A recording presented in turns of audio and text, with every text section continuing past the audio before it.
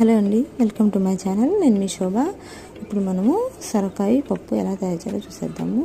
ముందుగా సొరకాయ ముక్క కొంచెం తీసుకొని దాంట్లో ఇట్లా స్కిన్ ఉంటుంది కదా, ఆ స్కిన్ అంతా పీల్ చేసుకోవాలి. పీల్ చేసి సన్న సన్న ముక్కలుగా కట్ చేసుకొని నేను పక్కనైతే పెట్టేసుకుంటున్నాను. ఇట్లా సన్న సన్నగా కట్ చేసుకోవాలి. దీంట్లో సీడ్స్ ఏం లేవండి, బాగానే ఉంది లేత సొరకాయ. తర్వాత ఒక గ్లాసు కందిపప్పు తీసుకొని కడిగి పెట్టుకొని దాంట్లో సొరకాయ ముక్కలు నేనైతే యాడ్ చేస్తున్నాను. కందిపప్పు నానబెట్టుకోవాలి యాక్చువల్గా, కానీ వర్కింగ్ ఉమెన్స్ కదా, అందుకని అయితే అప్పటికప్పుడైతే చేసేసుకుంటాను. నాకైతే అంత టైం అయితే ఉండదు. టమాటాలు ఒక పెద్దది కొంచెం మీడియం సైజు నేను యాడ్ చేశాను. తర్వాత ఒక 6 పచ్చిమిర్చిని సగం కట్ చేసుకొని యాడ్ చేసుకున్నాను. ఒక టీ స్పూన్ పసుపు కూడా యాడ్ చేసుకున్నాను. ఆ తర్వాత కొంచెం చింతపండు, అంటే ఒక పెద్ద నిమ్మ